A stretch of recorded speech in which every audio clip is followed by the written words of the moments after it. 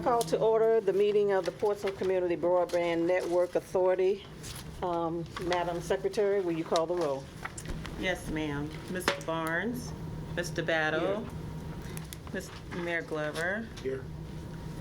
Mr. Moody is absent. Dr. Whitaker, Present. Mr. Woodard, Here. Mrs. Lucasberg. Here. Thank you. Yes, ma'am. Members, you have before you, or you should have received, a copy of the minutes of our last initial meeting. If you've had an opportunity to review those and have any changes to note, I'll hear those now. If there's no changes, I entertain a motion to adopt the minutes as printed. Move for adoption. Second. It's been moved and seconded that we adopt the minutes as printed. Madam Secretary, would you call the roll? Yes, ma'am. Mr. Barnes is absent. Mr. Battle, Yes. Mayor Glover, Here. Yes. Mr. Moody is absent. Dr. Whitaker, Yes. Mr. Woodard, Here. Mrs. Lucasberg. Yes. Thank you. The minutes are adopted. Thank you. We are before us now. We have old business, and we have, the topic is our membership discussion. And if you recall from our last meeting, one of our members, our mayor, Glover, has made the membership known that he would like to have someone with more broadband, digital, electronics, technology experience to serve in his FAST. So now is the opportunity for us to discuss that. If we want to move forward with that, then we just need a motion to move. If we do not, then the floor is open for discussion. Some of the discussion that we had is because this is a new board and we were set as the council to get this up and running, that we would continue with this membership for at least the first 3 to 6 months to get it going, to get everything in its place, and then maybe after 6 months to a year, then we relinquish our duties and allow appointed citizens and other persons to be appointed in place of us.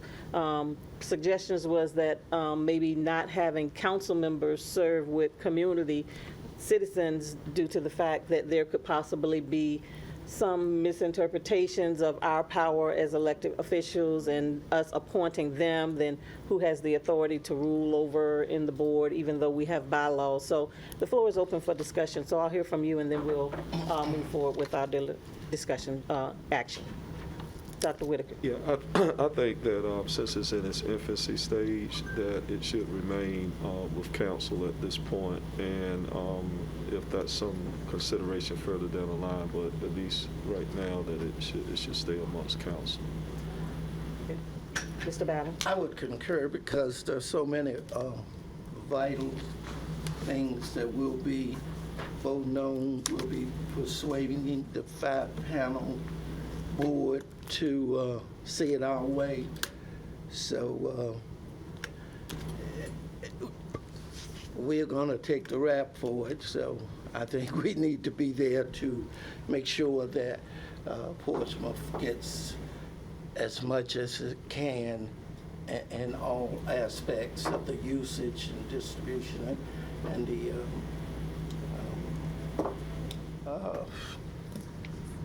distribution of the RFPs and things like that. So that's a heavy lift on the citizens, even those who may have some IT experience.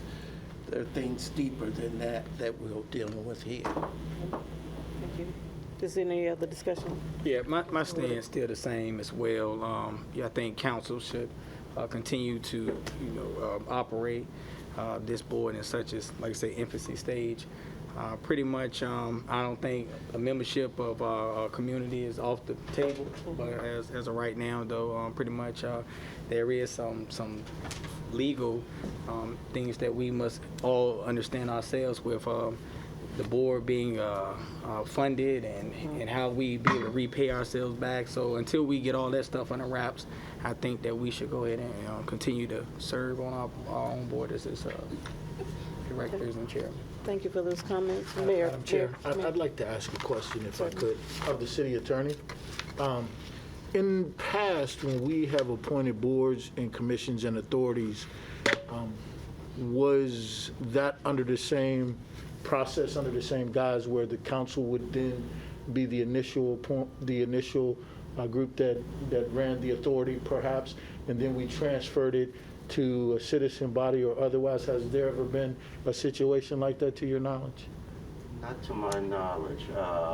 We have regional boards, but it's usually just one representative, and so I cannot think of one where council served as the committee also. Maybe Dr. Whitaker's been around for a while, maybe he remembers. I don't remember any like this. So we really don't have any past examples that I can think of. Okay. Very well. Thank you, ma'am. Thank you.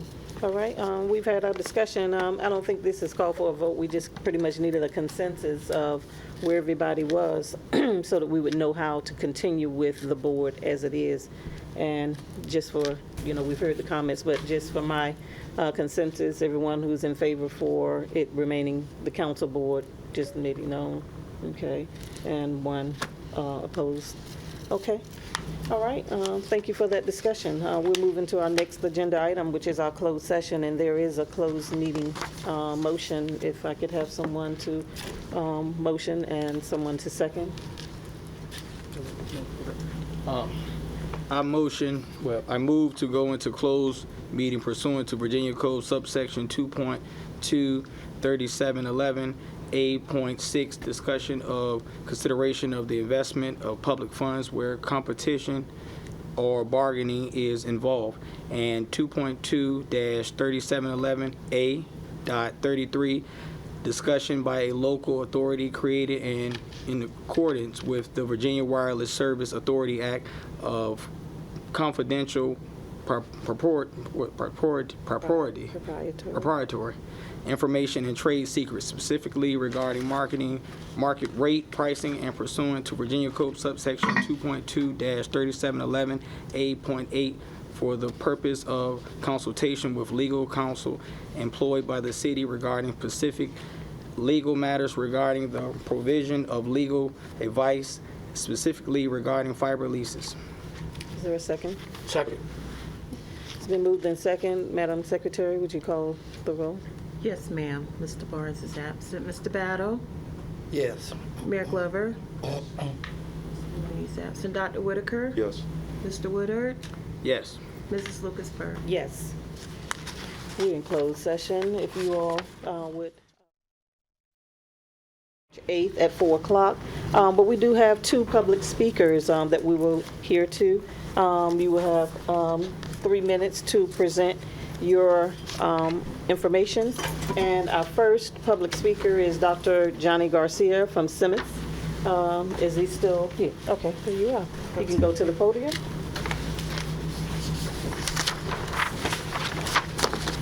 Good afternoon, everyone. Yeah.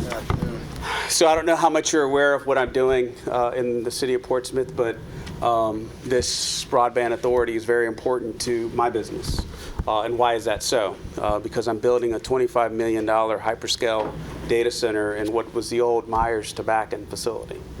And our connectivity within the municipal network that was invested by the city of Portsmouth is vital to our connection points, especially for, and just so you know, this is not anything to do with residential, it's all business. And the number of businesses that are being served by this network is important, but they also need services. And so as you're talking about this broadband authority and the creation of this broadband authority is vitally important for you to understand the importance of what it is that you're doing. We have been working closely with the city attorney as well as with economic development on understanding how the city leverages this network. And so we put together a number of activities, and I'm not going to go over this entire thing, but it's a proposed business opportunity. It's called an IRU. It's an indefeasible right of use. And it's not, it's negotiable, obviously, but what I need from the city is a commitment to be able to leverage this municipal network to do what it is that I need to do. in particular, specifics about what it's going to cost for us to actually use the network, and then expand as far as the network is concerned. The way it was built was specifically built for the municipality, but you, a city, can actually leverage it to generate income for the city. But not only that, to bring in other businesses. Because by far the most important part of what you're doing is connectivity. Connectivity brings businesses. And what is it that we don't have growing in Portsmouth? Our businesses. And so this authority that you're creating is important. And I know you guys are trying to create and understand what it is that you're doing, but it's hurting my business. There's an IRU that we've had on the streets for a number of months that we need to get approved, but we can't get approved because we don't know the cost of doing business on this network. That's all I had to say. Thank you. Question. Yes, sir. What type of business is that again? It's a hyperscale data center. And what do you do? I own Simis. No, I mean, what does it do?